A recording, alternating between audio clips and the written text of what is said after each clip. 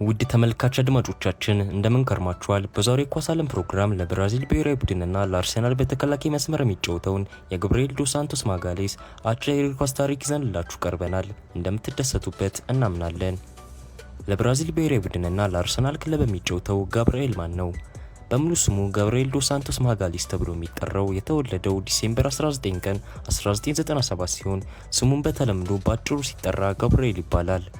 ይህም በአሁኑ ሰዓት ለፕሪሚየር ሊጉ ክለብ አርሰናልና ብራዚል ብሔራዊ ቡድን የመሃል ተከላካይ ሆኖ የሚጫወተው ብራዚላዊ ፕሮፌሽናል እግር ኳስ ተጫዋች የተወለደው በብራዚል ሳኦ ፖሎ ፒቱሩባ አውራጃ ነው። ጋብሪኤል በአሁኑ ወቅት በዓለም ላይ ካሉ ምርጥ የመሃል ተከላካዮች አንዱ ሲሆን በጥንካሬው ባናቱ ገሽቶ ጎል በማስቆጠር የባላጋራ አጥቂዎችን የተለያየ ቴክኒኮችን ተጠቅሞ በማስቆምና በተጨማሪም ከመከላከሉ ባሻገር አልፎም ወደ አማካይ ቦታም በማለፍ ለአጥቂዎች ኳስን አመቻችቶ በማቀበልም ይታወቃል። የጋብሪኤል ወላጆች የዘር ግንዳቸው የሚመዘዘው ከብራዚል ሆኖ አባቱ ማርሴሎ ማጋሌስ ቀደም ሲል አማተር እግር ኳስ ተጫዋች ሆኖ የነበረ በኋላም ልጁ ጋብሪኤልን በማበረታታት ወደ ልምምድ ቦታም በመመላለስ ይታወቃል። እናቱ ፓትሪሺያ ደግሞ እንዲሁም ልጇ ከልጅነቱ ጀምሮ የተከተለውን መስመር አጥብቆ እንዲይዝ በቤት ውስጥ ለሚደረጉ ነገሮች ሁሉ እገዛ ታደርግለት ነበር። ጋብሪኤል እንደማንኛውም እግር ኳስ ተጫዋች መጫወት የጀመረው ገና በልጅነቱ ሲሆን የከፍተኛ ክለብ ጨዋታውንም የጀመረው አሻይ በሚባል ብራዚል ውስጥ በሚገኝ ክለብ ሆኖ በ2016 ከክለቡ የወጣቶች አካዳሚ በመመረቅ ነበር። ጋብሪኤል ከወጣቶች አካዳሚ ተመርቆ መጫወት እንደጀመረ በዚያው ዓመት በቡድኑ ዋናው ቡድን ውስጥ እንዲጫወት እድገት ተሰጠው። በቀጣይም ወደ ፈረንሳዩ ቡድን ሊል አቀና። በዚያም ለ4 ዓመታት ከተጫወተ በኋላ በውሰት ለፈረንሳይ ትሮይስና ለክሮሺያው ዲናሞ ዛግሬብ በውሰት ተሰጥቶ ተጫውቷል። በመጨረሻም አሁን የተጫወተ ላለው የእንግሊዙ አርሰናል ክለብ በ2020 ፈረመ። ጋብሪኤል በተጨማሪም ለብራዚል ብሔራዊ ቡድን ከ20 እና 23 ዓመት በታች ቡድኖች ውስጥ ያገለገለ ሲሆን በአሁኑ ወቅትም ለዋናው ብሔራዊ ቡድን በመጫወት ላይ ይገኛል። የጋብሪኤል የክለብ ታሪክ ምን ይመስላል? ጋብሪኤል የመጀመሪያ ክለብ ጅማሮ በ13 ዓመቱ ምንም እንኳን ከቤተሰብ ርቆ መኖር ቢያስቸግረውም በብራዚሉ አሻይ ክለብ ጀመረ። እዛም ለ3 ዓመታት ከተጫወተ በኋላ በአቋሙና ቴክኒክ ብቃቱ ጥሩ ሁኔታ ላይ በመገኘቱ በ16 ዓመቱ የመጀመሪያውን ፕሮፌሽናል ኮንትራቱ በክለቡ የቡድኑ አሰልጣኞችና አስተዳዳሪዎች እንዲሰጠው ስምምነት ደረሱ። በቀጣይም ዓመት በ2017 ወደ ዋናው አሻይ ቡድን እንዲገባ ብቃቱን የተመለከቱት አሰልጣኞች ወሰኑ። ጋብሪኤል በአሻይ ነበረው የ2016 እስከ 2017 ቆይታው ለክለቡ 34 ጊዜ ተጫውቶ 2 ጎሎችን አስቆጥሯል። ጋብሪኤል በጃንዋሪ 31 ቀን 2017 የአሻይ ቆይታውን አጠናቆ የፈረንሳዩ ሊግ ክለብ ሊልን የ4 ዓመት ተኩል ኮንትራት በመፈራረም ተቀላቀለ።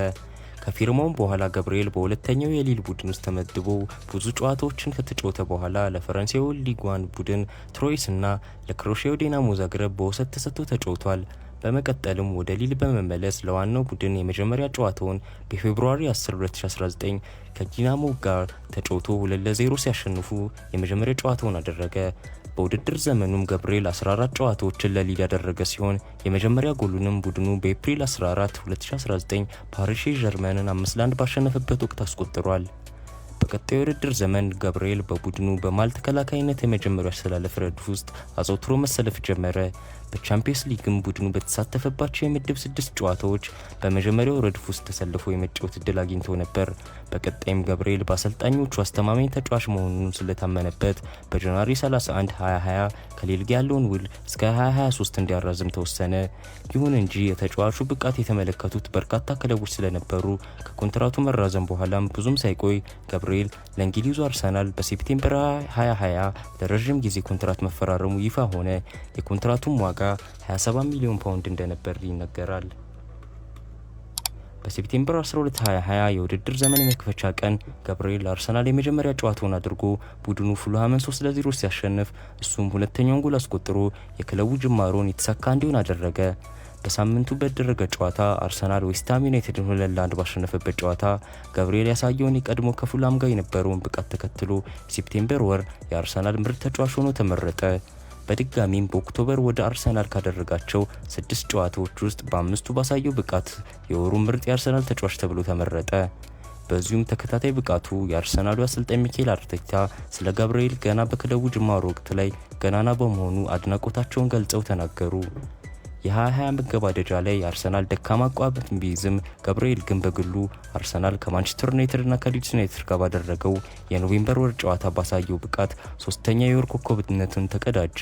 በቀጣዩ የ2021-22 የውድድር ዘመን ገብርኤል ከሶስቱ ጨዋታዎች በስተቀር በሁሉም ጨዋታዎች የተሰለፈ ሲሆን በውድድሩም ዓመት 5 የፕሪሚየር ሊግ ጎሎችን በስሙ አስመዝግቧል። እንደገናም በ2022-23 የውድድር ዘመን ገብርኤል በሁሉም የ38 የፕሪሚየር ሊግ ጨዋታዎች የተሳተፈ ሲሆን ከዊሊያም ሳሊባ ጋር ጥሩ ጥምረት በመፍጠራቸው የቡድኑን ተከላካይ መስመር አይበገሬ አድርገውታል። በዚሁም የውድድር ዘመን ክለቡ ገብርኤልን ተከታታይ ብቃት ከግምት ውስጥ በማስገባት ኮንትራቱን ለረጅም ጊዜ ማራዘሙን ይፋ አድርጓል። ገብርኤል በአዲሱ ኮንትራት መሰረት እስካሁንም ለእንግሊዙ አርሰናል ክለብ የተጫወተ ሲሆን ይህን ፕሮግራም እስካጠናቀርንበት ጊዜ ድረስ 210 ጊዜ ተሰልፎ ተጫውቶ 20 ጎሎችን ከመረብ አስቆጥሯል። የገብርኤል የብሔራዊ ቡድን ተሳትፎ ምን ይመስላል? ገብርኤል 2017 የደቡብ አሜሪካ ከ20 ዓመት በታች ሻምፒዮና ላይ ብራዚልን ወክሎ ለመጀመሪያ ጊዜ ኢንተርናሽናል ጨዋታውን ጀመረ። በኖቬምበር 14 2020 በዓለም አቀፍ የወዳጅነት ጨዋታ ላይ የብራዚል ከ23 ዓመት በታች ብሔራዊ ቡድን የደቡብ ኮሪያቸውን ገጥሞ 3-1 ሲያሸንፍ እሱም የቡድኑ አባል ነበር። በጁን 17 2021 በኮቪድ ምክንያት ተራዝሞ የነበረው የ2020 የበጋ ኦሎምፒክ ቡድን ውስጥ ተመርጦ የነበረ ቢሆንም ነገር ግን በጁላይ 6 በደረሰበት የጉልበት ጉዳት ከቡድኑ ለመውጣት ተገደደ። በኦገስት 2023 ገብርኤል ለመጀመሪያ ጊዜ ለዋናው ብሔራዊ ቡድን ተጠራ። ለሀገሩ 2026 የፊፋ የዓለም ዋንጫ ማጣሪያ ግጥሚያዎች ከቦሊቪያ ጋርና ፔሩ ጋር ላለባት ጨዋታ ተመረጠ። በኦክቶበር 12 2023 ደግሞ ብራዚል ከቬኔዙዌላ ጋር አንድ አቻ በሆነ ውጤት በተለያየችበት ጨዋታ ለመጀመሪያ ጊዜ ለዋናው ብሔራዊ ቡድን ተሰልፎ ተጫውቶ በዛውም ብቸኛውን የመጀመሪያ ብሔራዊ ቡድን ጎሉን አስቆጥሯል። ገብርኤል በርካታ ስኬቶችን በግሉና በቡድኑ የተቀዳጀ ሲሆን ከሞላ ጎደል የሚከተሉት ናቸው።